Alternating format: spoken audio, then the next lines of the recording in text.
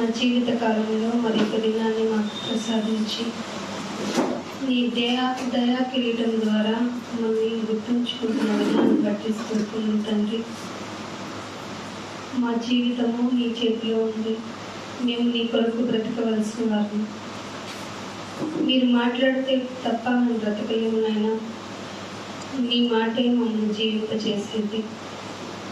ఈ లోకంలోనికి వచ్చిన తర్వాత ఈ లోక మాయ వల్ల మేము ఈ లోకంలో మా చేతి పనుల ద్వారానే మేము బ్రతకగలము అనుకుంటున్నాము, మూర్ఖులము. దయతో మమ్మల్ని క్షమించండి.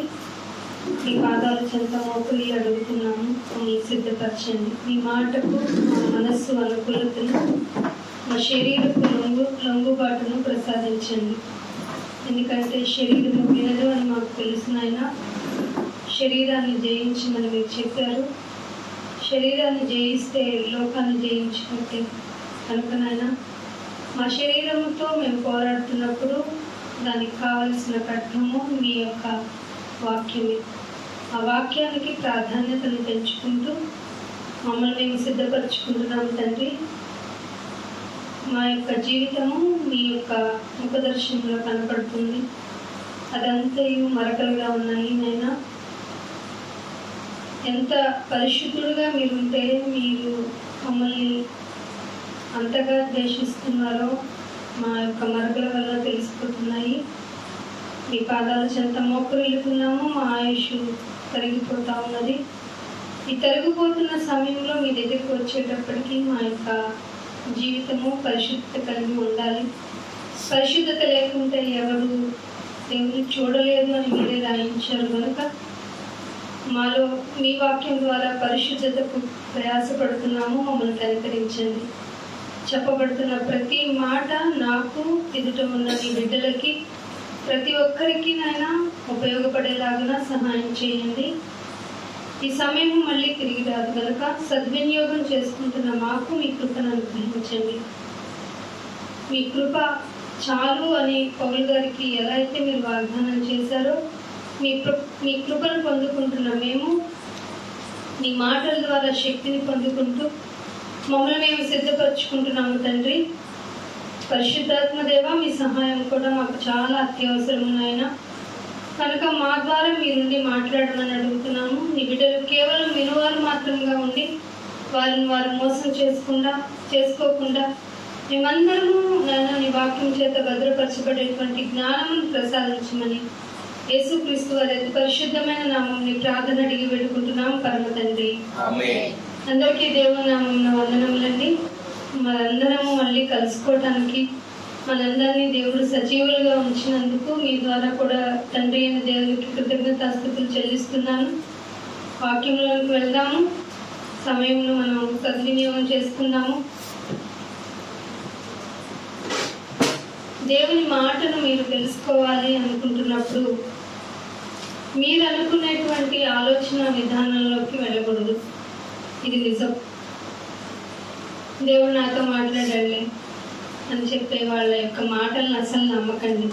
క్రైస్తవ సమాజం రోజు రోజుకి అభివృద్ధి చెందటంలా తిరోగమనంలోకి వెళ్ళిపోతుంది. ఇది నిజం.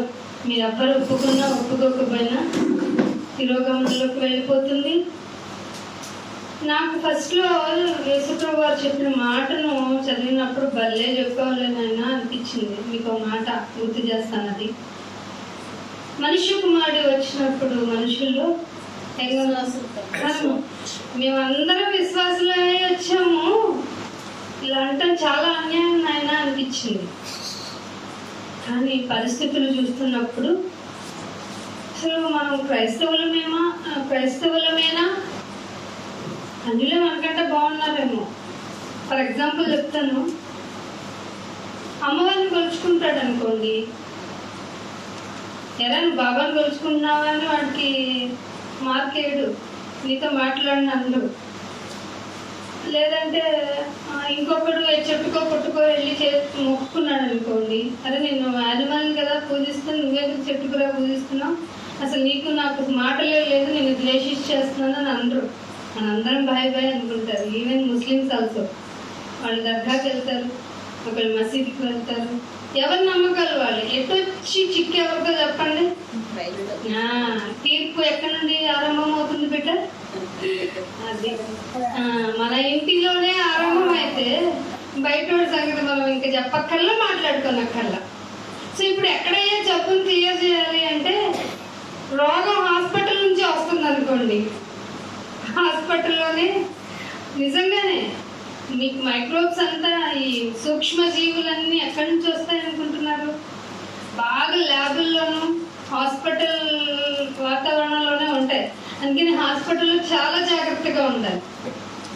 రోగం ఎక్కడి నుండి ప్రారంభం అవుతుందని వాళ్ళు ఒప్పుకోరు. మళ్ళీ చాలా హైజీనిటీ మెయింటైన్ చేస్తాం, మా దగ్గరికి మీరు రోగాలను వస్తే మీ రోగాలు నయం చేస్తాము.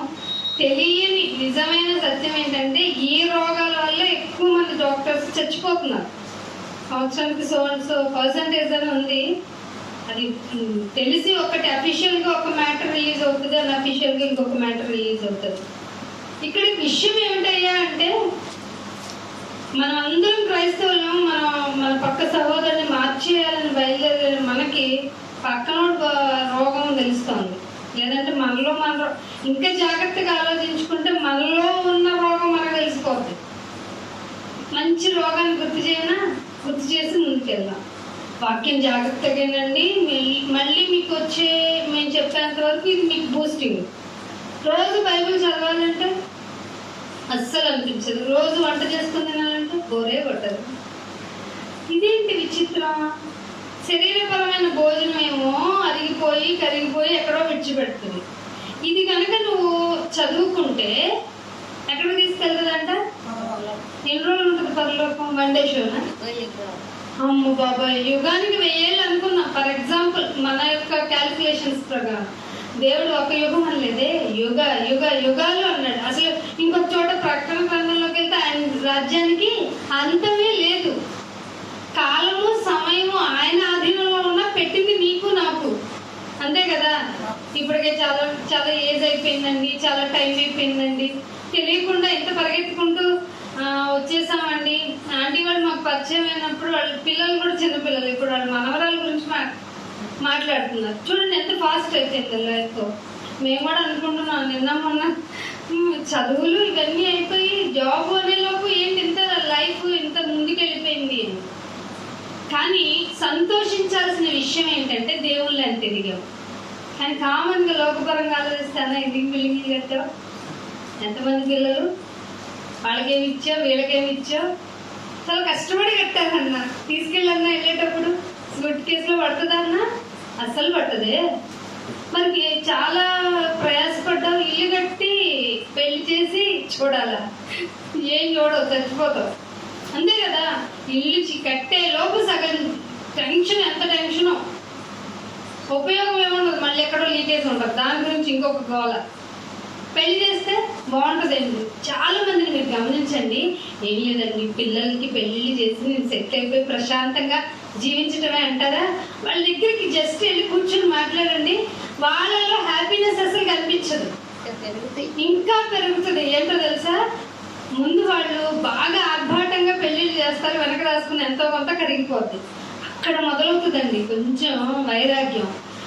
మొదలయ్యి ఏమిటో పెళ్లి చేశాను కానీ అని అంటారు.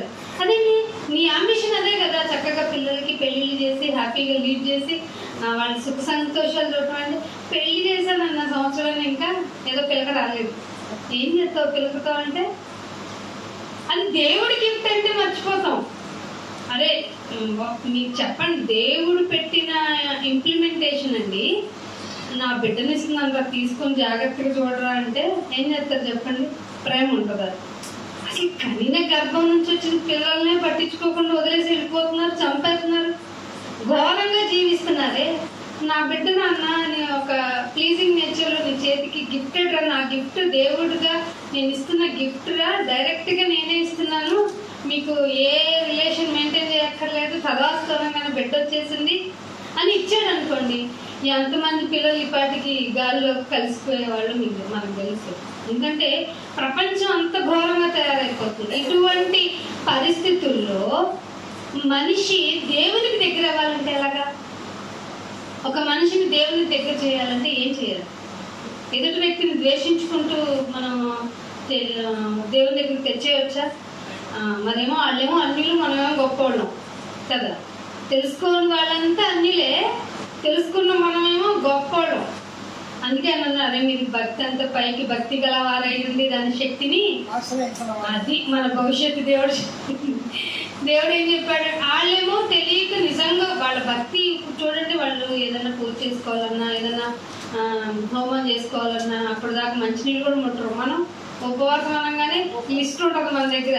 లిక్విడ్ లిస్ట్ ఇది ఒకటి, కొంచెం సెమీ లిక్విడ్ లిస్ట్ ఒకటి, స్మూతీస్ ఒకటి. దీని బదులు ఫుడ్ తినేసి వచ్చిన దేవుడే వండు. మరి ఏంటి, ఎలా భక్తిని ఎలా సాధన చేసుకోవాలంటే, భక్తిని చెడగొట్టేది ఒకటి ఉంది, దాన్ని చూపించి ముందుకెళ్తాను. కీర్తనలు రాసిన దావీదు గారి కీర్తనలకు వెళ్దాం. చూడండి, దావీదు కీర్తన 39వ కీర్తనకు వెళ్దాం. చూడండి, కీర్తనలు 39వ కీర్తన మొదటి వచనం. తీసుకొచ్చేసాం మనం. ఏంటిది అది? ఎవరికి ఉంది అది? అందరికీ ఉంది. నా నాలుకతో, ఇదేంటి పాపం అంటే? దొంగతనం, వ్యభిచారం, ఇంకేవో ఉన్నాయి కదా, దీనికి సంబంధం లేదు కదా. పాపం అంటే ఇవే అనుకున్నాం మనం. ఏంటి చెప్పండి? అసలు పాపం చేయకూడదురా, అబద్ధం ఆడకూడదురా, ఇంకొంచెం అబద్ధం చెప్పకూడదురా, నీ శత్రువుని ద్వేషించకూడదురా, ఇలా చెప్పుకుంటాం. కానీ ఇక్కడ తీసుకొస్తున్నాడు ఒక పాయింట్, నాలుకతో పాపం చేస్తామట. నాలుకతో పాపము చేయకుండునట్లు అది నా మార్గములను, అమ్మయ్య, ఇది ఏమైనా చేస్తున్నామండి మనం? అసలు నాలుకతో పాపము చేయకుండునట్లు జాగ్రత్తగా నా మార్గము. ఏంటట? ఏం చూసుకోవాలట? నా మార్గం జాగ్రత్తగా ఉందా లేదా? దేని వల్ల ప్రాబ్లము? నాలుక వల్ల ప్రాబ్లము. చూచుకుందును. ఇంకొకటి ఏంటంటే, ఇక్కడ ఇమీడియట్ గా చెప్పబడిన విషయం ఏమిటంటే, భక్తిహీనులు. అదండి మెయిన్.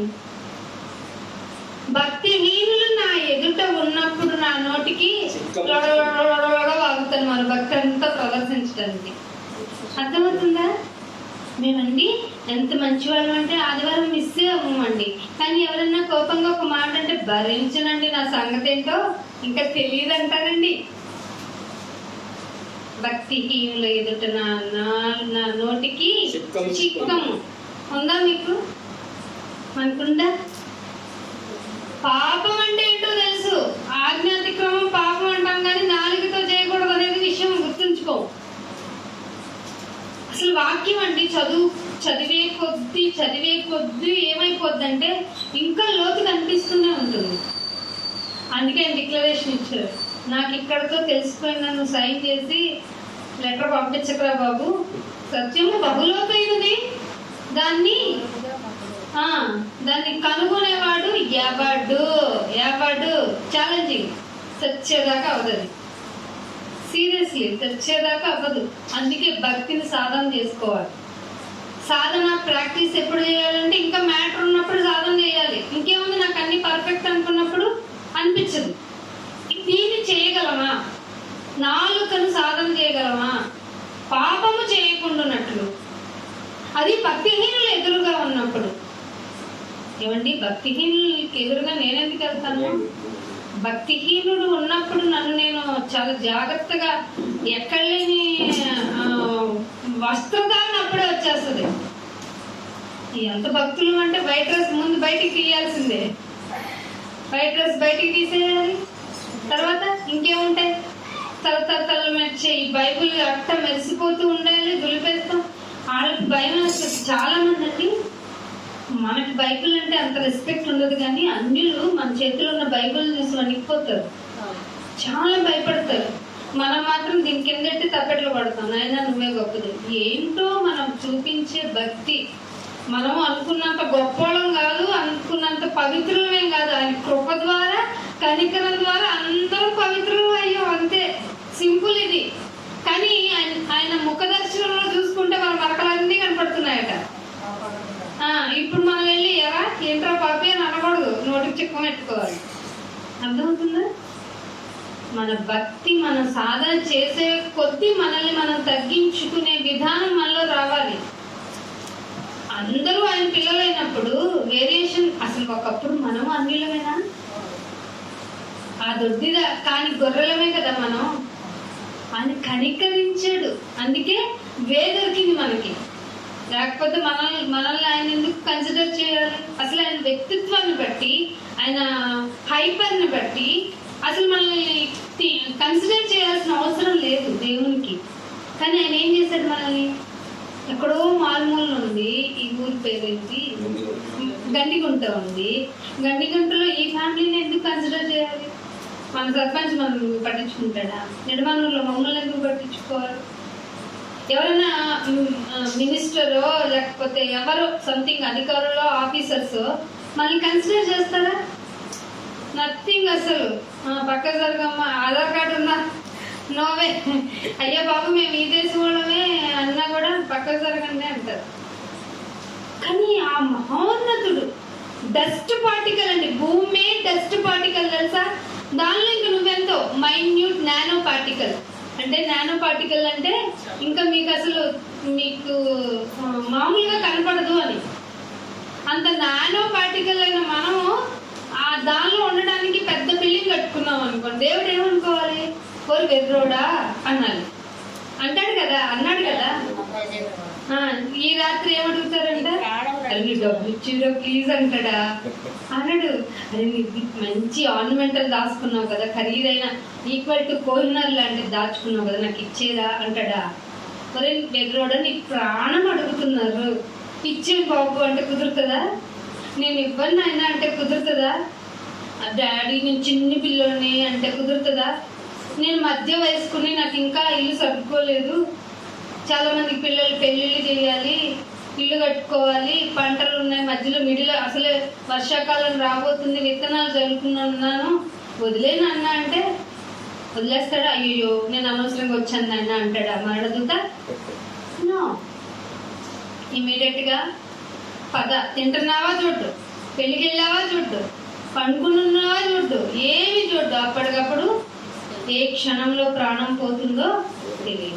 మరి అలాంటి అసలు పీక్గా అంటే ఒక ఎప్పుడు పోతుందో మన ప్రాణం తెలియని స్థితిలో ఉన్న మన జీవితాలకి, అదే నీ భక్తి సాధన చేసుకుంటే ఈజీగా నాతో పాటు నా పక్కన ఉంటావురా, నా కొడుకు పక్కన అని అంత సింపుల్ వే ఇస్తే ఏం చేస్తున్నారట మనుషులు?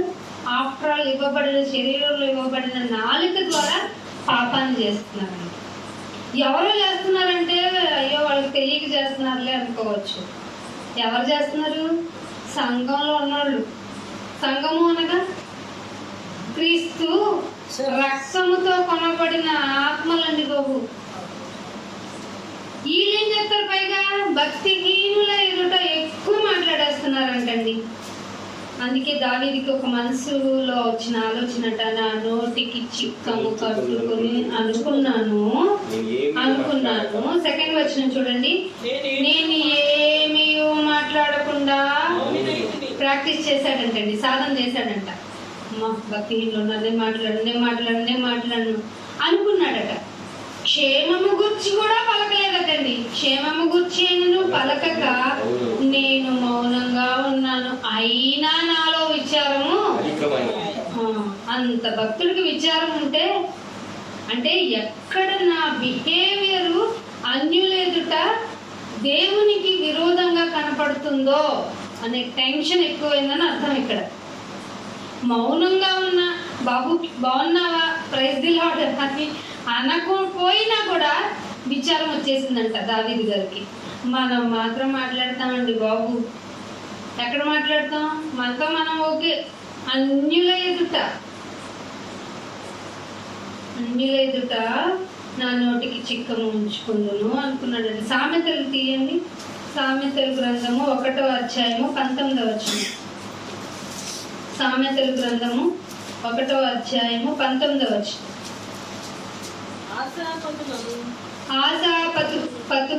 పతుకులందరి గతి ఆశ పాతకము ఉండటం మంచిదా చెడ్డదా?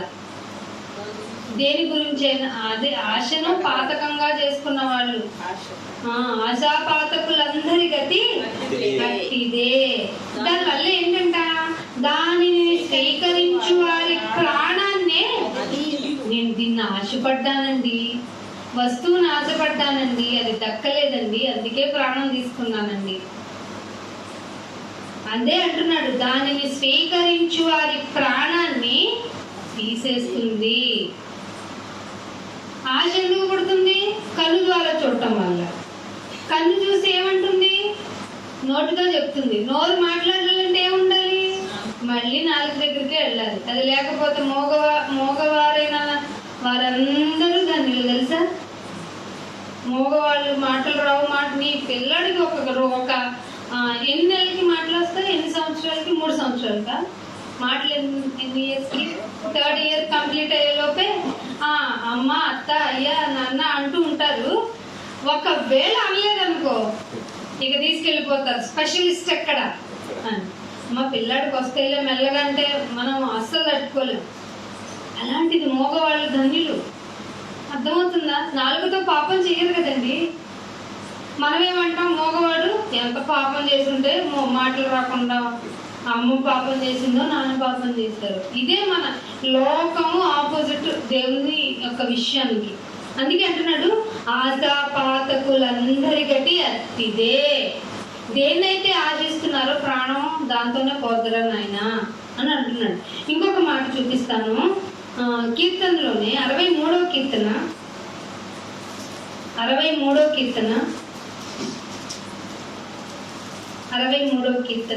2వ వచనం చూడండి.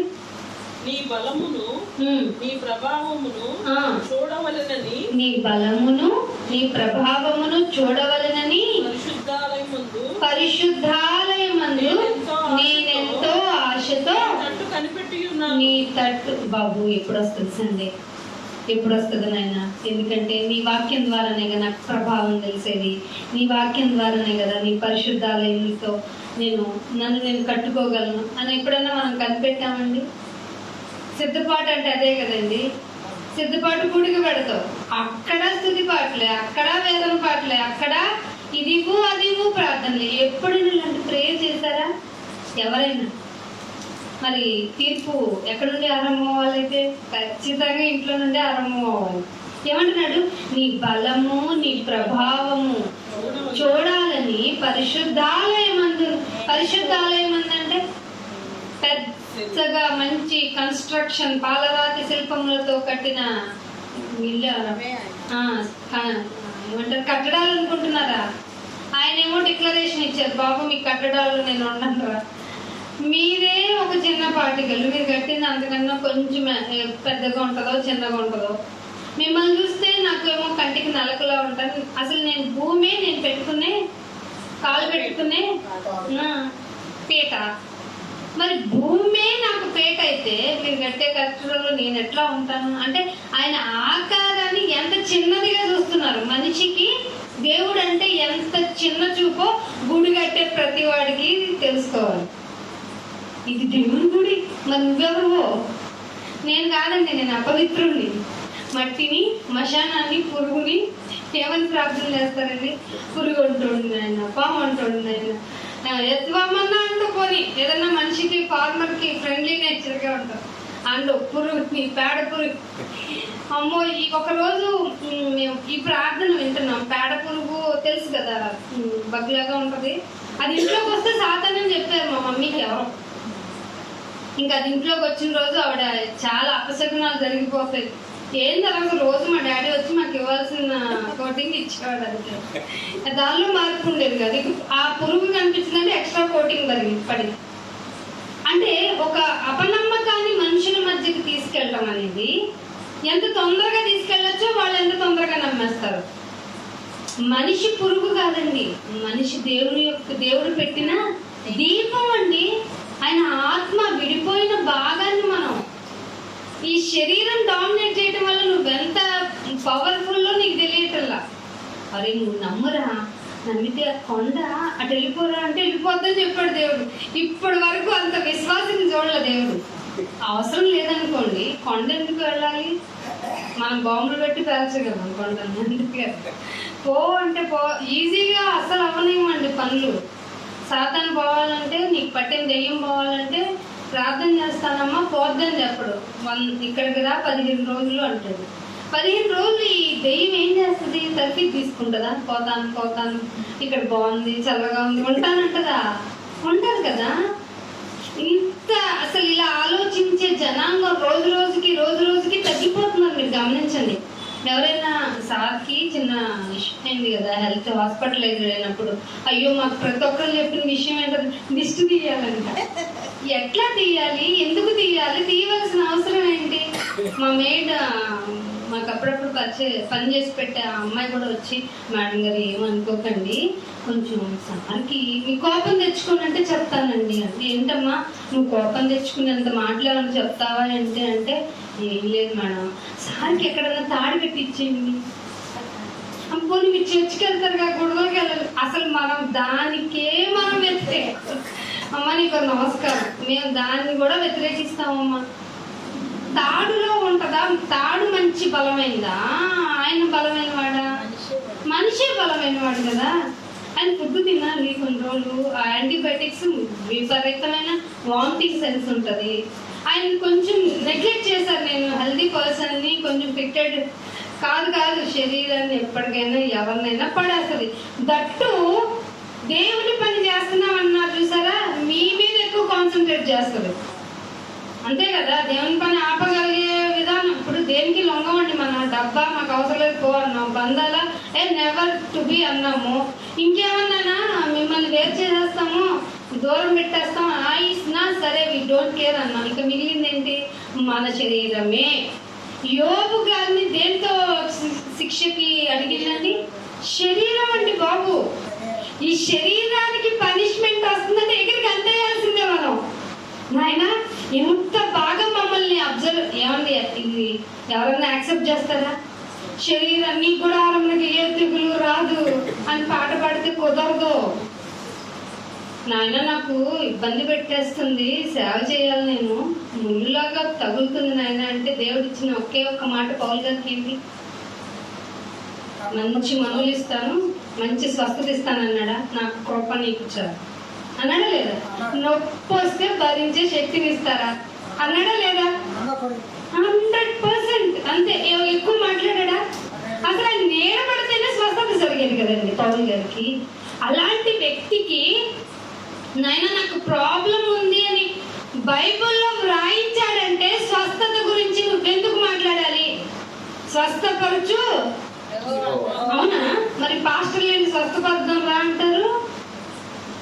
చెప్పే వాళ్ళ మాట ముయించాలనుకుంటే దేవుడితో మాట్లాడుకోండి, మనకు సంబంధం లేదు. ఇంకా ఇది చెప్పి తీరవలసిందే. వినినను వినకపోయినను బ్రహ్మదేవుడు మొక్కల మధ్యకి వెళ్ళు అంటే, బ్రహ్మదేవుడు మొక్కల కంటే మంచి ఆకులు, మంచి పువ్వులు ఉంటాయి ఏంటి అంటే, మంచి స్వభావం ఉంటుందా? ఉండదు, మూర్ఖత్వమే ఉంటుంది.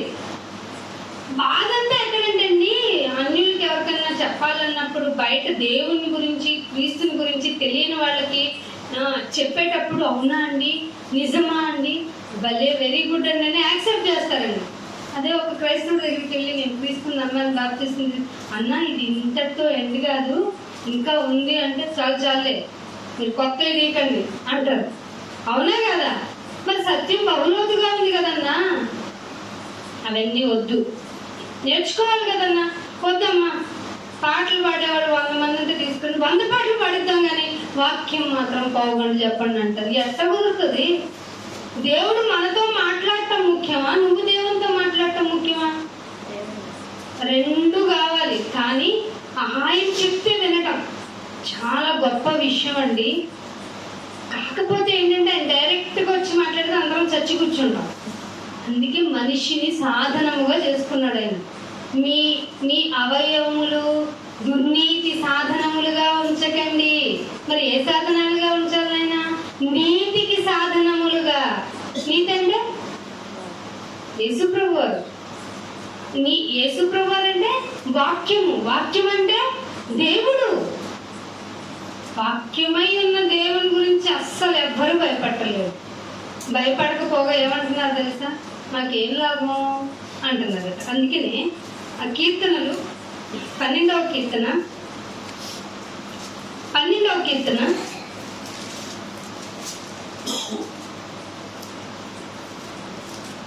4వ వచనం చూడండి.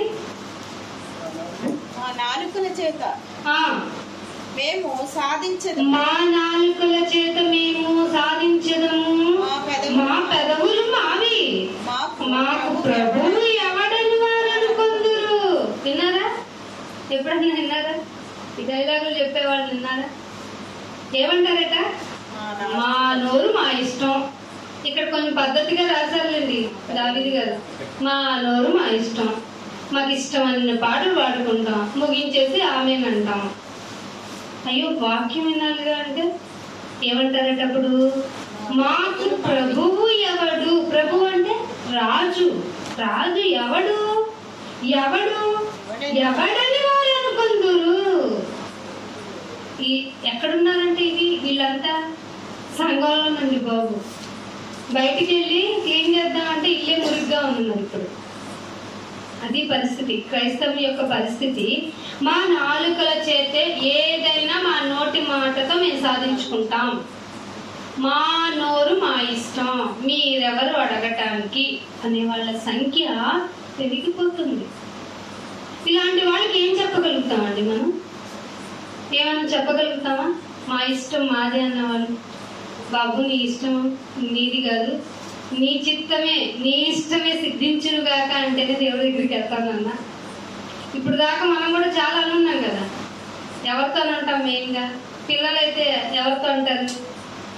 ఏంటి అట్లా వెళ్ళొచ్చావు అంటే ఇక్కడికి ఎక్కడికి వెళ్ళావురా అంటే ప్లేస్ మాత్రం చెప్పడండి. ఇక్కడ దాకా వెళ్ళండి. ఇక్కడ ఎక్కడరా అంటే నెవర్ బీన్. అలాంటి జనరేషన్ ఉంది. పైగా అదే భర్త అయితే ఏంటి అంటే నా ఇష్టం అంటాడు.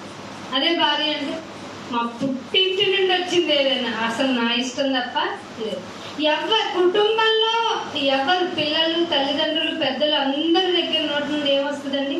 నా ఇష్టం. నీకేది ఇష్టం? మన రెస్టారెంట్కి వెళ్ళినప్పుడు ఏమడుగుతాం? ఏం వద్దులేండి, సాత్వికంగా ఒక సూప్ ఇచ్చేయండి అంటామా? స్పెషల్ ఏంటయ్యా అని అడుగుతాం. ప్రతిదీ భూమి మీద మన ఇష్ట ప్రకారం ఉండాలి. నా ఇష్ట ప్రకారం బ్రతకండ్రా అనే దేవుడు అంటే మనకి ఇష్టం లేదు. ప్రభు అంటే ఎవడు అని అడుగుతా. ఇంకో మాట కూడా మీకు ప్రీవియస్ టైం చూపించాను. అసలు భక్తి చేస్తే మాకు వచ్చే ప్రాఫిట్ ఏంటంట అని అడుగుతారట.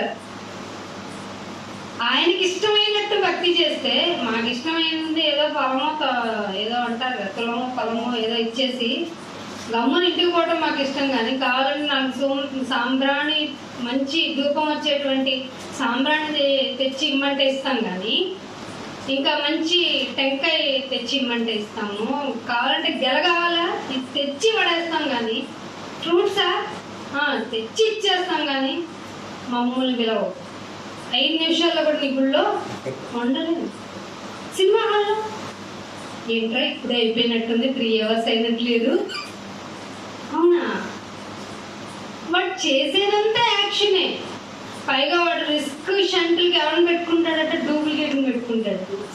అరే అలాంటి వ్యక్తికి పెద్ద కటౌట్ పెట్టేసి మంచి దండ పోసి తాగే పాలను పోస్తావా? వెరీ స్టూపిడ్ థింగ్ కదా అది. అయినా చేస్తాం. అయితే మీకేంటి? మా ఇష్టం అదే అంటారట. చదవండి ఏమంటున్నాడు? 12వ వచనం, 12వ అధ్యాయం 4వ వచనంలో మా నాలుక చేత మేము సాధించదము, మా పెదవులు మావి, మాకు ప్రభువు ఎవడు. అందుకని యెహోవా అన్నాడంట 3వ వచనంలో, యెహోవా ఇచ్చకములాడు పెదవులన్నిటినీ, బింకములాడు నాలుకలన్నిటినీ కోసి పడేస్తాడట. అసలు నమ్మగలమా? కోసేస్తాడు. నాలుగు ఇక్కడ కోసుకోవడం కాదు, ఆయన నాకు భక్తి ఉందని నాలుగుని కోసుకునే భక్తులను చూస్తాం మనం. ఇక్కడ బాగా వీగర్గా ఉంటారు కదా తమిళనాడులో, నాటు భక్తులు ఎక్కువ. ఏం కావాలన్నా 4 కావాలో ఇచ్చేస్తా అంటాడు. తర్వాత వాడికి ఎంత వాడు ఆ గాయం ఆడటానికి తీసుకునే ఫుడ్ తినలేడు, పైగా అదే భక్తి అనుకుంటాడు. అలాంటి భక్తులు కూడా చెప్తున్నాడు ఏమని, ఇచ్చకములాడుతున్నారా నువ్వు, నాకు కావాల్సిందేంటి, ఆయనకి కావాల్సిందేంటి, నీ హృదయం నాకు ఇవ్వరా. ఎందుకని, దానిలో ఉంది అసలు జబ్బు. అందుకని ఆ మాట చూపిస్తాను. ఇర్మియా గ్రంథము 17వ అధ్యాయం చూడండి. ఇర్మియా గ్రంథము 17వ అధ్యాయము 9వ వచనం చూడండి. మీకు తెలిసి మాట, హృదయం అన్నిటికంటే మోసకరమైన. ఎవరి హృదయం? చదివేటప్పుడు ఇక చదువుతామా, నాది కాదు నా హృదయం ఎంత చెడ్డదో అనుకుంటామా చదివేటప్పుడు. ఆలోచించండి. అదేనండి బాబు, మీరు అరే నన్ను జ్ఞాపకం చేసుకోండి, మనం టేబుల్ వేసుకుంటాం కదా, మిమ్మల్ని మీదే అస్సలు పక్కనోడికి పెడతాం ఎగ్జామ్ పేపర్ ఇచ్చి. అదే అంటున్నాడు, హృదయము అన్నిటికంటే ఘోరమైనది. అరే ఎంత ఘోరం జరిగిందిరా అని నువ్వు అంటావు కదా. మన కలకత్తా కేసు గురించి విని బాబు ఇంత ఘోరమా అని అనుకున్నాం కదా. కానీ దేవుడు ఏమంటున్నాడు తెలుసా, షాకింగ్, నీ హృదయం ఘోరమైనది. నువ్వు ఆలోచించే విధానాలు బయటికి తెలియవు, కానీ నువ్వు ఆలోచిస్తున్నంతా ఒక స్క్రీన్ లాగా ఇక్కడ పడుతుంది అనుకో. ఇక్కడ కూర్చునే వాళ్ళు అసలు ప్రపంచంలో ఎవరు ఎక్కడ ఎందుకు ఉండరు, అసలు ఆలోచించడం మానేస్తారా? సాధ్యం అవుతుందా? అయితే బాగుండు. నీ గురించి నేను ఆలోచించేదంతా ఇట్లా స్క్రీన్ పడుతుంది అనుకో, ఆ చెప్పడం ఆపి మైక్ లాక్కుని బయటకు వెళ్ళంట. అందరూ ఫర్ ఎగ్జాంపుల్ చెప్తున్నా, అంతేనా? అలా ప్రపంచంలో నిన్ను అభిమానిస్తున్నాను అనుకునే వాళ్ళందరి మాటలు ఇట్లా పడుతున్నాయి అనుకోండి, అది నిజంగా జరుగుతుందండి. విమర్శన దినమునందు నీ యొక్క కార్యములన్నీ నీ వెంట చెప్తా ఉంటాయి. లైవ్ లో నువ్వు ఈ భూమి మీద చేస్తాను అంతా మర్చిపోయాను, దులిపేసుకున్నాను అంటే కుదరదట. విమర్శన దినమునందు నీ కార్యములన్నీ నీ వెంటొస్తాయట. ఎందుకంటే నువ్వు ఇంకేం చెప్పుకోనక్కర్లా నాయన, సోన్స్ ఎక్స్ప్లెనేషన్. ఎందుకంటే ఆ రోజు అసలు నేను ఎంత తగ్గించుకున్నానో అయినా వాళ్ళే రెచ్చగొట్టారు ఆయన అంటే కుదరదట. వాళ్ళు ఎంత రెచ్చగొట్టినానో రెచ్చిపోకూడదే. సాత్వికులు ధన్యులు కదా, వాళ్ళు భూలోకాన్ని కదా స్వతంత్రించుకోవాలి. కొండ మీద నా కొడుకు చేసిన ప్రసంగం మర్చిపోయావు మరి, అయ్యో మరిచితినే అనకూడదట. సమాధానపరచువారు ధన్యులు. వాళ్ళు ఏం చేస్తారు? ఒకసారి చూడండి మత్తయి సువార్త, మరి అన్నీ ఎలాగండి. మత్తయి సువార్తలో చూడండి, కొండ మీద ప్రసంగం 5వ అధ్యాయంలో సమాధానపరచువారు అది సమాధానపరచువారు ధన్యులు, వాళ్ళు దేవుని వీళ్ళలో దేవుని బిడ్డలు అంటే అంటారంట. మరి సమాధాన పరుద్దాం అనకుండా గొడవలు పడుతున్నారు అంటే వాళ్ళు దేవుని కుమారులా? నేనేదో నా పాయింట్ బయటకు తీయాలనుకుంటే నువ్వేంటి ఆపుతావు అన్నాడు అనుకోండి, ఎవరన్నా ఏమంటారు వాళ్ళని? నాలుగుతో పాపం చేస్తున్నారని అర్థం. మన పాయింట్ మర్చిపోకండి. సమాధాన పరచువారు ధన్యులు. మీరు ఎక్కడన్నా గొడవ జరుగుతున్నప్పుడు మీరు వెళ్ళి అవునవునా అలా జరిగిందా, బుద్ధే లేదు వీడికి అని అనటం కన్నా ఆపండమ్మా, వద్దులేమ్మా, ఆపండి అని అనేవాళ్ళు మంచోళ్ళు అవుతారా? వీటి సంగతి తేల్చేసలు అనేవాళ్ళు మంచోళ్ళు అవుతారా? గొడవ జరుగుతున్న ఆ పీక్ టైంలో నేను నా మాట సరిగ్గా వినలా. గొడవ బాగా జరుగుతుంది. ఎందుకంటే ఒక వైఫ్ అండ్ హస్బెండ్ గొడవ పడుతున్నారు. ఎవరైనా వైఫ్ అండ్ హస్బెండ్ గొడవల మధ్యకి వెళ్ళి వాళ్ళే పిచ్చోళ్ళు అవుతారు, తర్వాత విషయం అదే. కానీ ఆ టైంలో ఏదో నీకు బుద్ధి లేదా, అమ్మాయిని అలా అన్నావు అన్న వాళ్ళే అమ్మాయికి మంచి వాళ్ళు అవుతారు. ఏమా సర్దుకుపోవాలి, గొడవలన్నీ ఏంటి అని అన్నావు అనుకో, నిన్ను కూడా శత్రువుని చెప్తాడు. రేపు వాళ్ళిద్దరు బాగానే మాటలు నిన్ను చూసి మొహం ఇలా తిప్పేస్తారు. కానీ సమాధాన పరుచువారు ఈ లక్షణం వస్తుందండి క్రైస్తవులకి. అస్సలు రావట్లేదు.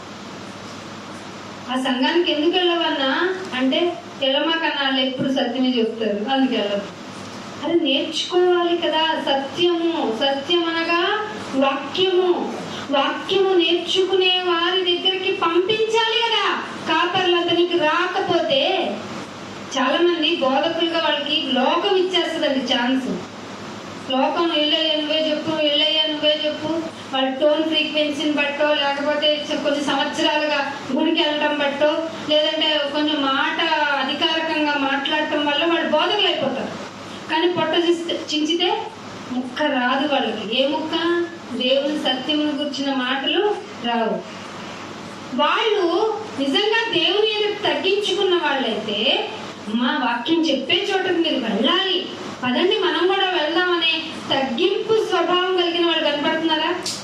మరి సంఘం పాడైపోతుందా లేదా? మీకు మొదటి దశలోనికి పత్రికలో 5వ అధ్యాయం గుర్తుకొచ్చేది వెంటనే ఏమన్నది చూడండి. మీకు గుర్తు చేస్తే కానీ ఇది కనెక్ట్ అవ్వదు. మొదటి దశలోనికి రాసిన పత్రిక 5వ అధ్యాయము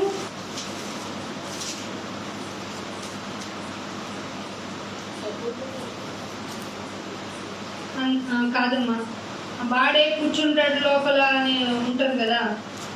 2వ దశలోని ఏది దేవుడు అనబడును 2వ దశలోనికిలో ఉంటుంది చూడండి. మొదటి అధ్యాయం 1-4 చదవండి. 2వ అధ్యాయము ఏది దేవుడు అనబడునో, ఎవరు ఏది దేవుడు అనబడునో మీకు చెప్పండి ఇక్కడ క్లారిటీగా. ఏది దేవుడు అనబడుతుంది లోకంలో ఇప్పుడు ఉన్నప్పుడు? వాక్యమే కదా, వాక్యమే కదా. ఎవరిని ఏది పూజింపబడాలో వాక్యాన్ని అధిగమించి వాక్యానికి వాక్యము దేవుడై ఉంటే వాక్యము పూజింపబడవలసి వస్తే దానినంతటిని ఎదిరించే విధానం వచ్చింది. దాన్ని అంతటినీ ఎదిరించుచు దానికి అంతటికి పైగా వాడే తన్ను తాను తనంత ఎవరిచ్చారు? ఇంత హైట్ వాడికి, ఇంత హైట్ ఎవరిచ్చారు? బాగా నమ్మిన క్రైస్తవులు ఇచ్చారు. అర్థమవుతుందా మీకు? దానంతటికి పైగా వాడు తన్ను తానే హెచ్చించుకొనును. అమ్మ నాకు సన్మానం చేయకండి అంటాడండి, చక్కగా సెలవు కప్పించుకుంటాడు. అంటే సన్మానం చేయడం తప్పు అని కాదు. బోధించేవాళ్ళు మంచి శ్రేష్టమైన దానికి అర్హులే. కానీ ఇక్కడ సన్మానాలు ఎక్కువైపోతున్నాయి, దేవుని మాట డిక్రీజ్ అయిపోతుంది. తను తానే హెచ్చించుకుంటూ తానే దేవుడునని తను కనపరుచుకుంటూ ఎక్కడ కూర్చున్నాడు? ఇప్పుడు దేవుని గుడికి వెళ్ళకూడదు. అయితే మనం దేవుని గుడికి వెళ్ళకూడదు, దేవుని ఆలయంలో కూర్చున్నాడు. మీరెళ్ళి గుడికి వెళ్ళి వస్తామంటే కుదరదిగా. లాస్ట్ డేస్ లో మీకు ఇన్ఫర్మేషన్ బై గాడ్, దేవుని ఆలయములోనే కూర్చున్నాడు వాడు. ఇంకెళ్ళేం నేర్చుకుంటావు? పూజింపబడాల్సిన ఆ దేవుణ్ణి, అసలు దేవుడని ఎవరినైతే పిలవాలో ఆయననే పక్కకు నెట్టేసి వీడే తనంతట తాను హెచ్చించుకుని దేవుని ఆలయం మీరనుకుంటున్న దేవుని ఆలయంలో వాడు కూర్చుంటే సత్యము ఎలా బయటకు వస్తుంది? అందుకే ఇది బెటర్.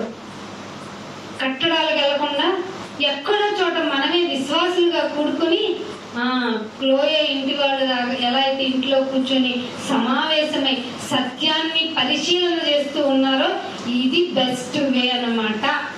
సో వచ్చే వాళ్ళు ఎవరు నిరాశ పడక్కర్లేదు. అర్థమవుతుందా? దేవుని ఆలయంలో కూర్చుండును గనుక ఏమంటున్నాడు? ఏ విధముగానైనను ఎవడును మిమ్మును మోసం చేయకుండా. ఏంటమ్మా గుడి మానేస్తావు?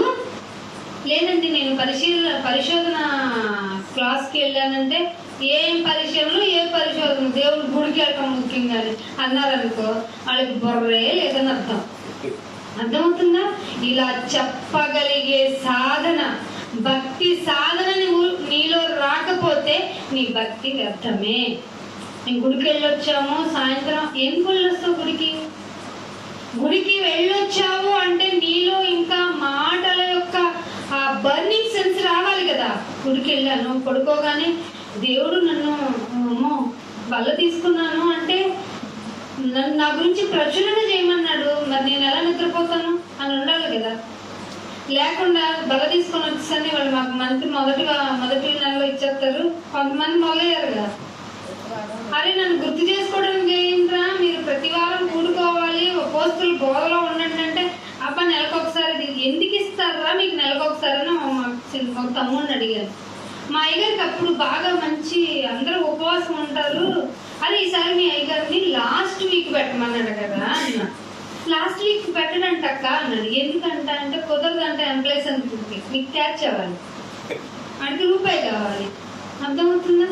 వాడు అని అనొచ్చు మనం, ఎందుకంటే మర్యాద ఇవ్వసర్లా. దుష్టుడు వాడు ఆ యజమానికి రెస్పెక్ట్ ఇస్తున్నప్పుడు, అసలు యజమానిని గుర్తించినప్పుడు, పైగా మనుషులందరినీ మోసం చేస్తున్నప్పుడు, నువ్వు మొదటి నెలలో మొదటి వారమే నీకు టేబుల్ ఇస్తాను, అప్పుడు మాత్రమే కుమారుని యొక్క త్యాగాన్ని గుర్తు చేసుకుని ఇంటికి వెళ్ళి పడుకో అన్నాడు అనుకో, అసలు భక్తుడు కాదు, దేవుని బిడ్డ అంతకన్నా కాదు, అది దేవాలయం కానే కాదు.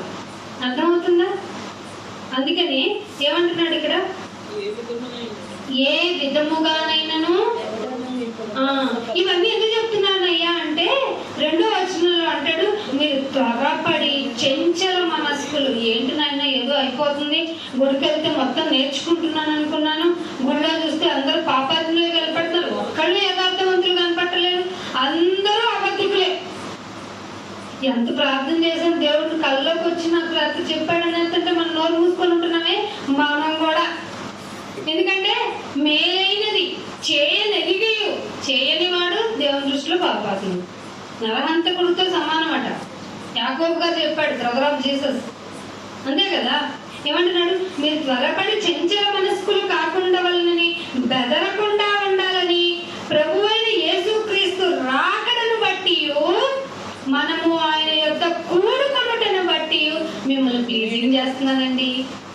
ఎవరు చెప్పారు? దశలోనికి పౌలు గారు రాస్తూ చెప్పాడు, బతిమలాడుకుంటున్నాడు, మీరు అదరకండి బెదరకండి, ఎందుకంటే పరిస్థితులు చేజారిపోతే. మీకు ఇంకొక విషయం క్లియర్గా చెప్తున్నానంటూ 3వ విషయంలో చెప్తున్నాడు, మొదట భ్రష్టత్వము. ఎక్కడ సంభవిస్తుంది ఏంటి భ్రష్టత్వం? ఫస్ట్ ఎక్కడుంది? బయట ఉంది. భ్రష్టుడు వల్ల వచ్చిందే భ్రష్టత్వం. భ్రష్టుడు ఎక్కడున్నాడు? ఆకాశ మండలం నుండి వాడు మెయింటైన్ చేస్తున్నాడు తన సమూహంతో. ఆలోచన మాత్రం నీకు ఇస్తాడు, అది తీసుకోరా, దిశాదర్శరా, ఇది ఈజీ వేరా, ఇరుకుకే ఉండదు, ఈజీగా వెళ్ళిపోవచ్చు అంటాడు. దేవుడేమన్నాడు? ఇరుకు మార్గమున ప్రవేశింప పోరాడండి. మాకు వల్ల కాదయ్యా, అసలే నాకు షుగర్, బీపీ.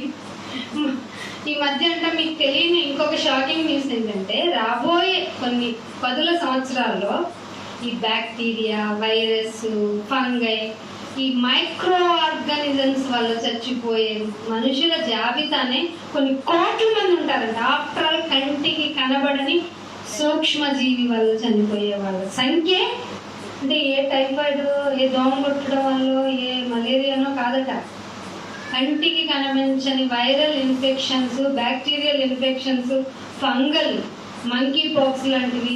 అసలే కేరళ పుట్టిమిల్లు, ప్రతిదాన్ని తీసుకొచ్చేస్తుంది. ఫస్ట్ కరోనా కేసు ఎక్కడి నుంచి వచ్చింది? ఒక్క కేసే మొత్తాన్ని, దేశం మొత్తాన్ని చంపి ఎన్నో వేల మంది, లక్షల మంది పోయారు. ఒక్క దఫానా? 3 దఫాలుగా. అయిపోయి అంటే ఏమేయించుకున్నాం మనం? వ్యాక్సిన్ వేయించుకున్నాం. దానివల్ల కూడా ఏమైంది? ఇన్ని 3 సంవత్సరాల తర్వాత కోర్టు ఏంట్రా ఇట్లా చచ్చిపోతున్నారు అందరూ అంటే, ఎస్ మై లార్డ్, మా వ్యాక్సిన్ వల్ల అలా జరుగుతుంది మై లార్డ్ అన్నారట. ఇప్పుడు చెప్తావేంట్రా టీకాలు అందరం ఏం చేసుకుంటే అంటే, సారీ ఫర్ ద ఇన్కన్వీనియన్స్ అంటున్నాం. మనుషులతో ఆడుకుంటున్నారు వైద్య విభాగాలు. నమ్మకండి, ప్రతి హాస్పిటల్ మీకు మంచి కేర్ ఇస్తుందని అస్సలు నమ్మకండి. ఏది భ్రష్టత్వం అనే ఆలయంలోకి వచ్చేసి తానే దేవుణ్ణి అనుకుంటుందో, ఏది వైద్యం కాదో అదే హాస్పిటల్లో ఉంది. ఇప్పుడు ఎట్లాగైనా మనిషిని చంపేయాలని మరణము ఆ కోరలతో నేను చుట్టుకొని జస్ట్ అట్లా ఉంది. దేవుడు కూడా సింపుల్గా చెప్పాడు, మొదల్లో పెట్టానురా గొడ్డలి అని. ఇటు సాతాను వల్ల మనకి ప్రాబ్లమే, సరిగా ఉండకపోతే ఇప్పుడు ప్రాబ్లమే, రాబోయే యుగాలు కూడా దేవునితో ప్రాబ్లం. ఇక్కడే ఉందండి చిన్న ప్రాబ్లం. ఇది ఆయుష్ ఎంత 60-70 అనకండి, నీటి పొడగానండి, పైగా అడవి పువ్వు అనండి, గడ్డి లాంటిది అనండి. అట్లా అన్నా అర్థమవుతుంది మన జీవితం. అయ్యో నిన్ననే చూసాను, రాత్రి మాట్లాడాను, డే ఆఫ్టర్ లేడేంటి అంటే అర్థం ఏమిటండి? నీటి పొడగే కదా. కానీ మనం ఏం ప్లాన్లు చేస్తాం చెప్పండి? ఆస్తి పత్రాలు రాస్తాం, ఈ తదనంతరం ఆస్తిని సంపాదించాలని కొట్లలో కూర్చుకోవాలి. దేవుడు ఏం చెప్పాడు? గొర్రెడా అన్న వాక్యాన్ని చదువుతున్న మనమే భ్రష్టత్వంలోనికి వెళ్ళిపోయి ముందు బాగా సెటిల్ అవ్వాలి, తర్వాత దేవుని పని చేయాలి. అవుతుందా? నిన్నవాడు ఇక్కడ స్థిరపరచుకోమంది. నువ్వు ఇక్కడ స్థిరుడివి కాదే, ఇది కొంచెము కాలమేనే. ఈ కొంచెము కాలము పరీక్షలో ఉంటామే. ఈ పరీక్ష పెట్టబడితేనే నీకు ఓర్పు వస్తుంది. ఓర్పు ఏం చేస్తుంది? నీకు నిరీక్షణ కలగజేస్తుంది. ఈ నిరీక్షణ సిగ్గు పరచదు. కాబట్టి నువ్వు జాగ్రత్తగా నీ యొక్క భక్తిని సాధన చేయాలి. ఇవేమి చేయకుండా భూమి మీద ఇష్టానుసారంగా బ్రతకొచ్చా? భ్రష్టత్వంలోనికి వెళ్ళిపోయాడు. మొదట భ్రష్టత్వం సంభవించాలి. మీకు మొదట భ్రష్టత్వం ఎక్కడ సంభవించాలి? గుడిలోనే సంభవించి, ఇట్లా వాడుక భాషలను చెప్తే బొర్రెలుగుతుందేమో, గుడిలోనే సంభవించి నాశన పాత్రుడు వాడట. ఏ పాత్రుడట? శుభం పలకరా నాయన అంటే అశుభం పలికేవాడు వాడే. నువ్వు నాయన నేను దగ్గర బ్రతుకుతాను నాయన, నువ్వు ప్రార్థన చేసుకుని నువ్వు ఎట్లా చెప్పుకేస్తావు, నాకు అసలే వీక్నెస్ అంటాడంట. అవును నేను చాలా వీక్ పర్సన్, పద మన ఇద్దరం వెళ్ళిపోదామని లోకంలో వెళ్ళిపోయే రకం మనం. అంత బలహీనలు మనం. అందుకే మీరు అన్యులతో సాంగత్యం చేయకండి అంటే దాన్ని బాగా మైండ్లో తీసుకుని అన్యులు రానియొద్దని కాదు. అట్టయితే మీరు ఎక్కడికో వెళ్ళాలని మళ్ళీ ఆయనే చెప్పాడు. ఇక్కడ ఏమంటున్నాడు? మొదట భ్రష్టత్వం సంభవించి నాశన పాత్రుడకు పాప పురుషుడు బయలుపడాలి. ఎక్కడ బయలుపడతాడు? సంఘంలో. అర్థమవుతుందా మీకు? సంఘానికి ఎందుకు రావాలంటే నాశన పుత్రుడు బయట వాడి రూపం తెలుసుకోవడానికి రావాలి. దేవుని ప్రేమ, దేవుని జ్ఞానం కావాలి అంటే ఇలా సమాజముగా కూడుకొనడం చెయ్యాలి. గుడికి వెళ్ళటం ముఖ్యమా, సమాజంగా కూడుకోవడం ముఖ్యమా? గుడిలో ఉండడు, గుడిలో ఉంటాడు. ఎప్పుడు చిన్నప్పుడు పాట ఎవరో రాశారంట, గుడిలలో లేడు దేవుడు, గుండె గుడిలో ఉన్నాడు చూడు. ఉంటామా? అసలు చూడండి, నాకు నేను చూసుకోలేదు. ఎందుకంటే అది ఘోరమైన వ్యాధి కలటి. వ్యాధి కలిగిన దాన్ని రోగం కుదుర్చుకోవాలంటే ఇంజక్షన్ మీద ఇంజక్షన్ వేయించుకోవాలి. ఇక్కడికి వస్తే ఏ నొప్పి కలగట్లేదు, మంచి నిద్ర వస్తుందంటే ఆ గుడికి నమస్కారం చెప్పి వచ్చేయచ్చు బయటికి. ఏంటంటే అక్కడికి వెళ్తే నిద్ర పోదాలలో చంప మీద చెల్లట్టు కొడుతుంది వాక్యం అని అనిపించింది అనుకో, ఇంకో ఇద్దరిని పట్టుకొని వచ్చేయాలి మనం. అర్థమవుతుందా? భ్రష్టత్వము సంభవిస్తుంది సంఘంలో అని ఎప్పుడో రాశారు 100 సంవత్సరాల క్రితం. ఇప్పుడు 2024 సంవత్సరాలు అయిపోయిందా లేదా? ఏమైపోయింది? ఇప్పుడు కంప్లీట్ స్ట్రక్చర్ వచ్చేసింది సాతాన్ది. అర్థమవుతుందా? అందుకని ఒక మాట చూపిస్తున్నాను చూడండి. గలతీలకు రాసిన పత్రిక 5వ అధ్యాయం ముగింపుకి వచ్చేస్తున్నాను. గలతీలకు రాసిన పత్రిక 5వ అధ్యాయం 17వ వచనం. 5వ అధ్యాయము 17వ వచనం. శరీరం ఆత్మకును, ఆత్మ శరీరము. వీళ్ళిద్దరు ఎవరండి? శరీరం ఎవరు, ఆత్మ ఎవరు? మాకు సంబంధించిన వాళ్ళు కాదంటారా ఏంటి? ఇద్దరు మీరే, మనమై ఉన్న వాళ్ళు. ఒక్క నిమిషం ఆగుదాం. శరీరం ఎవరు, ఆత్మ ఎవరు? రెండు కలిపిన నేనే అనాలి మీరు. అయితే ఇక్కడ విడదీసి చూపిస్తున్నారు పౌలు గారు. చూడండి ఎంత బాగా చెప్పారు. శరీరము ఆత్మకు, ఆత్మ ఏమంటది? ఎట్లాగైనా దేవుడి దగ్గరికి వెళ్ళిపోవాలంటది. ఎంత కఠిన నియమమైనా నేను పాటించి దేవుని దగ్గరికి వెళ్తాను, నిద్ర వచ్చిన గుడికి వెళ్ళి దేవుని మాట వింటాను అంటది. కానీ శరీరం అంటది మన వల్ల కాదు, పొద్దున్న స్టైడ్ నిద్రపోతా అంటది. మీకు అర్థమైన లాంగ్వేజ్ లో చెప్తున్నా. విరోధంగా అపేక్షిస్తాయంటే కోరుకుంటాయట. శరీరము ఆత్మకును, ఆత్మ శరీరముకును విరోధంగా అపేక్షించును. ఇవి ఒకదానితో ఒకటి ఆపోజిట్. అసలు నీలోనే సంఘర్షణ ఉంది. కానీ నీకు తెలియని విషయం ఏమిటంటే శరీరానికి ఎక్కువ ప్రయారిటీ ఇచ్చేయడం వల్ల శరీరానికి ఏం కావాలి? బట్టలు కావాలి. శరీరానికి ఏం కావాలి? తిండి కావాలి. శరీరానికి ఏం కావాలి? మంచి సుఖమైన నిద్ర కావాలి. అమ్మ శరీరానికి ఏం కావాలి? మంచి ఇల్లు కావాలి. దీనికోసం పగలు రాత్రి ఎక్స్ట్రా అవర్స్ అయినా చేసి నేను సంపాదించుకుంటానని మొన్న ఒక పూణేలో ఒక ఐటీ ఉద్యోగి చచ్చిపోయిందండి. నిండా 25 సంవత్సరాలు కూడా లేని అమ్మాయి ఎక్స్ట్రా డ్యూటీ చేయటం వల్ల స్ట్రోక్ వచ్చి చచ్చిపోయిందట. ఎందుకు చేయాలి అవర్స్ ఉద్యోగం అంటే ఎక్స్ట్రా అవర్స్ ఏమండి ఓటీస్ ఉన్నాయా? ఓటీస్ పోతే మనం మామూలుగా బాధపడదు అంటావా లేదా? ఓటీస్ ఉన్నాయా? ఏమంటున్నాడు, ఒకదానితో ఒకటి వ్యతిరేకంగా ఉంటాయి కనుక మీరు ఏమి చెయ్యాలని నిశ్చయించుకుంటారో ఈ ఆదివారం ఎట్లయినా దేవుని కోసం పాట అయినా ప్రార్థన అయినా అసలు ఇంకో గంట అయినా వాక్యం చెప్పమని అడుగుదామని అనుకుంటారు. కానీ ఇక్కడికి వచ్చి ఏమంటారు తెలుసా? టైం అయిపోయింది, అందరూ ముగిస్తారా? ఎవరంటారు ఇది? శరీరము ఆత్మకు శరీరము ఆపోజిట్ నాయన, మీరు గెలవలేరు. ఇది పౌలు గారు చెప్పిన మాట. అయితే 8వ అధ్యాయానికి రండి, రోమీయులకు రాసిన పత్రిక. ఇది బాగుంది కాబట్టి గెలవలేం కదా, వదిలేద్దాం అని మీరు ఏమైనా డిసైడ్ అవుతారేమో. 8వ అధ్యాయానికి రండి, రోమీయులకు రాసిన పత్రిక 8వ అధ్యాయం 8వ వచనం చూడండి. కాక శరీర స్వభావం కలవారు దేవుని సంతోషపరచని. అది అర్థమవుతుందా? శరీర స్వభావము కలవారు మీరు సంతోషంగా దేవుని సన్నిధిలో ఉండలేరు. అర్థమవుతుందా? 7వ వచనం ఇంకా బాగా చెప్తారు చూడండి. ఏలయనగా శరీరానుసారమైన మనస్సు అది. మీరు శరీరానుసారులు అందరూ ఎవరికి విరోధులు? దేవునికి విరోధులు. శరీరానుసారమైన మనస్సు దేవునికి విరోధమై ఉన్నది, అది దేవుని ధర్మశాస్త్రానికి ఇంకా చాలా ఆపమ్మా అంటది. లోపడదండి, లోపడదు. పైగా ఇంకొకసారి రిపీట్ చేసి చెప్తున్నాడు, ఏ మాత్రమును లోబడనేరదు. డిక్లరేషన్. అయితే 8వ వచనంలో శరీర స్వభావం గలవారు దేవుణ్ణి ఏ రోగం వచ్చింది ఏమంటే యోగు లాంటి విశ్వాసం ఇవ్వమంటారు అని అడుగుతారు కదా చాలా మంది ప్రార్థనలో. జ్వరం వచ్చింది కదా, ఇక్కడికి వచ్చి కూర్చుంటావా? ఏంటమ్మా రాలేదంటే ఏమంటారు చెప్పండి?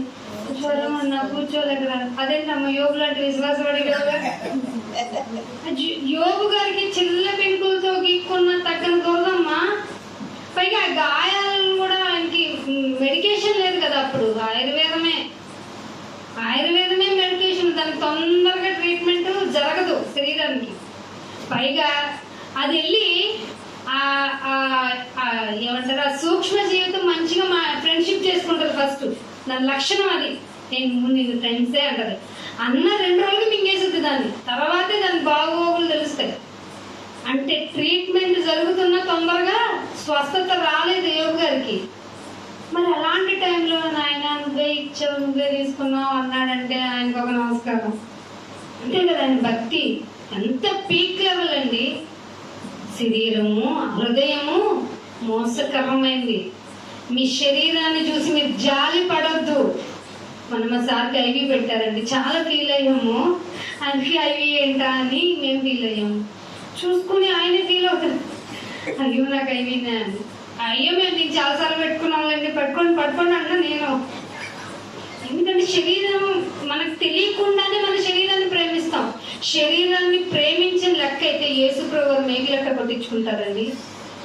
మేకలు కొట్టించుకుంటారా? నాయన ఏడుపు వచ్చేస్తుంది నాయన అని, ఈ గిన్నె నా యొద్ద నుండి తీసేయండి అన్నదానికంట ఆయన భయం వేసి తీయమన్నారు అనే చెప్పుకుంటున్నారు. చిచిచి అలా కాదండి, నేనే నా శరీరాన్ని అప్పగించుకుంటున్నానని డిక్లరేషన్ ఇచ్చాడు ఆయన.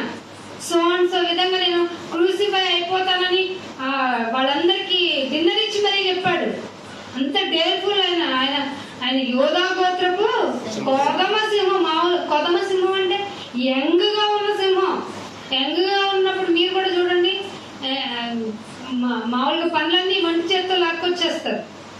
అది ఇప్పుడు చేయమనండి, చేయలేరు. యోధా గోత్రపు కొదమ సింహం. ఆయనతో మాట్లాడకండి, రేపు వెళ్ళి ఎక్స్ప్లెనేషన్ అయ్యో వీళ్ళంతా ఇలా మాట్లాడేసుకుంటున్నారే, అసలు ఆయన పొడుచువాడు ఆయన చూస్తాడని రాయించాడు బైబిల్లో. ఈ మాట ఎందుకు రాయించాడు అనుకుంటా నేను. ఆయన ఇంత చేశాను కదా, నన్ను ఎముకలు ఎరగొట్టినా కూడా నా యొక్క సాక్రిఫైస్ నువ్వు చూడకుండా బల్లెంతో పొడిచావు కదా, చూస్తావు నన్ను అని రాయించాడు అక్కడ. ఇట్లా ఒట్టిగా మాట్లాడుకోకండి దేవుని గురించి. ఎంత వింటేనండి దేవుని గురించి, ఎంత వింటే, ఎంత సాధన చేసుకుంటే మీరు అంత పరిశుద్ధులు అవుతారండి. ఇది నిజం. అందుకే ఒక మాట చూపిస్తాను. సామెతలు 21వ అధ్యాయం 23వ వచనం చూడండి.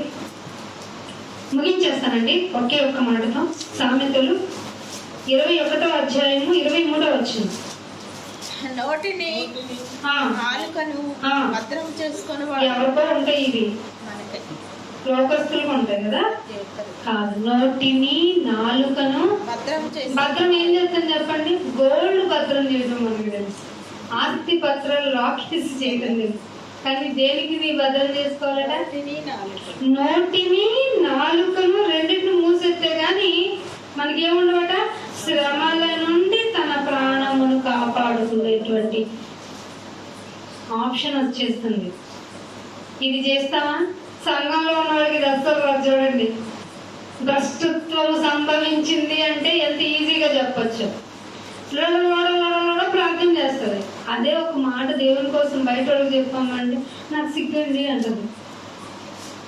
చీర ఎక్కడ కొన్నావు అన్నావు అనుకో, పలానా చూడటాను. అదే జెంట్స్ని ఎక్కడ రియల్ ఎస్టేట్ వైజ్ అడగండి, షేర్లు వైజ్ అడగండి. ఆ షేర్లు అనేది పెద్ద డ్రామా అండి బాబు. ఎవరికి తెలియదు. మనిషిని మాయలో పడజేయటానికి ఇంకొక అతి తెలివి ఉన్న మనిషి ఇంకొక మనిషిని వాడుకుంటున్నాడు అంతే. లేకపోతే అంబానీ ఒక్కడే రిచెస్ట్ పర్సన్ ఎందుకు అవుతారు? మనం అంత పిచ్చోళ్ళని ఎందుకు అవుతాం కదా. అందుకే ఏమంటున్నాడు? నోటిని నాలుగును భద్రం చేసుకున్నవాడు శ్రమల నుండి. అది దేన్నట? ప్రాణం. ప్రాణం అనగా రక్తం. రక్తాన్ని ఇచ్చింది ఎవరు?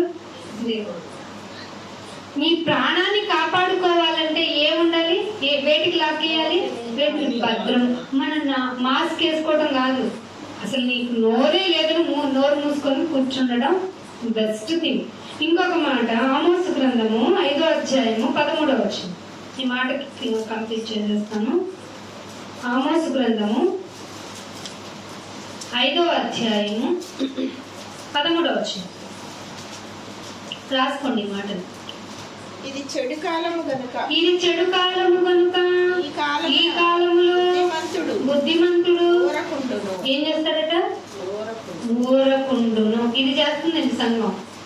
మీరేంటి ఆ మాట చెప్తున్నారు? వాకింగ్ అని ఒకళ్ళు లైవ్ పెట్టుకున్నారని, ఇంకొకళ్ళు లైవ్ పెట్టుకున్నారని. అరే సహోదరులు కదా మనం, సహోదరులు ఐక్యత కలిగి ఉండుట దేవుని కోరికండి బాబు. ఇది ఎంత మేలు, ఎంత మనోహరము.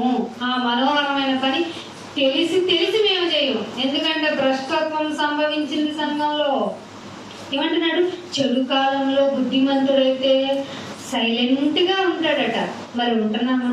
అందుకని ఏం చేయాలి నేనంటే 1వ తిమోతికి రాసిన పత్రిక 6వ అధ్యాయం 6వ వచనం చూసుకుని ముగించేద్దాం. చూడండి, 1వ తిమోతికి రాసిన పత్రిక 6వ అధ్యాయము 1వ తిమోతికి రాసిన పత్రిక 6వ అధ్యాయము 6వ వచనం. సంతుష్టి ఆ, సహితమైన దైవభక్తి అది సంతుష్ట సహితమైన దైవ భక్తి గొప్ప లాభ సాధనము. అంటే నువ్వు ప్రార్థన చేసేటప్పుడు నాయన అది చెయ్యి, ఇది చెయ్యి, ఇది చెయ్యి అంటే ఆశించావా నువ్వే దాని ద్వారా నీ ప్రాణాన్ని పోగొట్టుకుంటావని ఒక మాట చదివించాను మొదట్లో. సంతుష్టి సహితమైన దైవభక్తి గొప్ప లాభ సాధనం. ఎందుకు నైనా సంతృప్తి పడమన్నా దొరికిన దాంతో అంటే కింద 7వ వచనం అంటాడు, మనం ఈ లోకంలోనికి ఏమీ తేలేదు, ఏమీ తీసుకొని పోమని తెలిసిన అడుగుతావు నాయన దరిద్రుడు మేము. అంతే కదా, ఏం తేలేదు కానీ ఒక ఇల్లునైనా, ఏం పట్టుకుపోదు కానీ ఒక గొప్ప పొలమీనైనా, మంచి హారం కూడా ఇవ్వనైనా, మమ్మల్ని స్థిరపరచునైనా బలపరచునైనా ఆత్మీయంగా అడుగుతావా? అడగమంట. అందుకని ఈ మాట తప్పదండి. 2వ పేతురు రాసిన పత్రిక 1వ అధ్యాయము 3వ వచనం ముగించేస్తాను. లాస్ట్ రిఫరెన్స్ 2వ పేతురు 1వ అధ్యాయము 3వ వచనం. మహిమను బట్టి గుణాతిశయమును బట్టి మనల్ని పిలిచిన వాడిని కూర్చున్న అనుభవ జ్ఞానము అర్థం చేసుకోండి. 3వ వచనంలో దేవుని 2వ పేతురు 1:3 చదువుతున్నారు. 1:3 దేవుని గూర్చినట్టియు, అర్థమైందా? దేవుని గూర్చినట్టియు ప్లస్ మన ప్రభువైన యేసును గూర్చినట్టినైనను అనుభవ జ్ఞానం ఉండాలి. ఆగండి, కట్ చేద్దాము. ఏమేమి ఉండాలట? దేవుని గూర్చి ప్లస్ మన ప్రభువైన యేసును బట్టి అనుభవ జ్ఞానం వల్ల మీకేమొస్తాయి? కృపయు సమాధానం. కృప వస్తుంది, సమాధానం వస్తుంది. ఏం లాభం అనుభవం ఉంటే అంటే కృప. నీ కృప నాకు చాలు. ప్రతిదానికి సమాధానం ఉంటుంది. అర్థమవుతుందా? కృపయు సమాధానం మీకేమవుతాయట? విస్తరిస్తాయి. అండర్లైన్ చేసుకోండి అన్నమాట, విస్తరిస్తాయి. సంతుష్టి సహితమైన భక్తి ఉంటేనే ఈ మాటలు రుచిస్తాయి. అర్థమైందా? సంఖ్యాకాండము 1వ అధ్యాయము 53వ వచనం. సంఖ్యాకాండము 1వ అధ్యాయము 53వ వచనం. ఇశ్రాయేలీయుల సమాజం మీద కోపము రాకుండానట్లు లేవీయులు సాక్ష్యపు గుడారము చుట్టూ దిగవలెను. చాలండి. ఇక్కడ సమాజం మీద కోపం రాకుండా ఉండాలంటే ఇశ్రాయేల్ టైంలో ఎవరు అడ్డుగా ఉండేవాళ్ళట? లేవీయులు. అంటే ఇంకా యాజకులు. ఇప్పుడు యాజకులు ఎవరు? క్రీస్తు భ్రష్టత్వము సంభవించేసిన తర్వాత యాజకులు ఎవరు చెప్పండి? మీరు యాజకులైన రాజులైన యాజక సమూహం. ఈ సమూహం ఏం చేస్తుంది తెలుసా? నోరు మూసుకొని ఉంటుంది. అర్థమవుతుందా మీకు? ఈ లేవీలు ఏం చేసేవాళ్ళంటే దేవుని కోపం సమాజం మీద రాకుండా కాపాడుతుంది. ఈ యాజకులు నోరు మూసుకొని ఉండటం వల్ల సమాజం మీదకి దేవుని కోపం అవుతుంది. అందుకే ఒక్క రోజులోనే 37 సెంటీమీటర్స్ వర్షపాతం పడితే మొత్తం విజయవాడ మింగిపోయిందండి. ఎల్లోని అని వాతావరణ మార్పుల వల్ల క్లౌడ్ బరస్టింగ్ జరుగుతూనే ఉంటుంది. మునుముందు ఏం జరుగుద్దో తెలియని పరిస్థితి.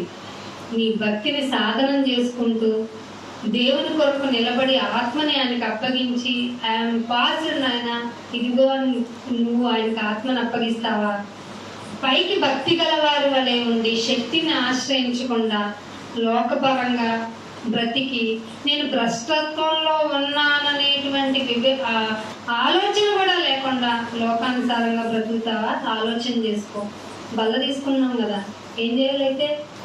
బల ఇచ్చారు, రొట్టె బాగుంది, జ్యూస్ బాగుంది అనుకోవాలా? మిమ్మల్ని మీరే పరీక్షించుకోండి. పరీక్ష చేసుకుందాం. నాలుకను భద్రం చేసుకుందాం, పాపం చేయకుండా. ప్రార్థన చేసుకుందాం. తండ్రి, సమాజం బాగా పాడైపోయింది. ఆ సమాజంలోనే మేము ఉంటున్నాం. ఇంకనూ భక్తిని వదలవా అని ఎలా అయితే క్వశ్చన్ వచ్చిందో యోగు గారి విశ్వాసం ఎదుట, మేము కూడా అలాగే ఉండటానికి మా ప్రయత్నం సాగిస్తున్నాం. సంఘంలోనికి భ్రష్టత్వం వచ్చేసిందని తెలిసిపోయింది నాయన. కొద్ది మందిగా ఉన్న మేము ఇరుకు మార్గంలోనికి వెళ్తున్నాము. సహాయకుడు నీవే. ఎందుకంటే విశాలతను కలగజేసేవాడిని నేనే అన్నావు, పోరాడమన్నావు. ఆ పోరాటంలో మా సాయి శక్తుల ప్రయత్నం చేస్తున్నామని మేము అనుకుంటున్నామేమో. మా శక్తి లోపం లేకుండా ప్రయత్నం చేయడానికి మమ్మల్ని సిద్ధపరచండి. నీ మాటలు సంఖ్య పూర్తయ్యే వరకు ప్రచురణ జరగాలి. అప్పుడు మీరు అక్కడ అనే విషయాన్ని గుర్తుపెట్టుకొని మా విశ్వాసంలో తీవ్రత కలిగి నీ కొరకు భక్తి సాధన చేసుకొని బ్రతకడానికి మమ్మల్ని అందరినీ సిద్ధపరిచి మహిమ పొందమని యేసుక్రీస్తు వారి అతి పరిశుద్ధమైన నామమున ఈ ప్రార్థన అడిగి వేడుకుంటున్నాము మా పరమ తండ్రి. అందరికీ వందనాలండి. Thank you all of you.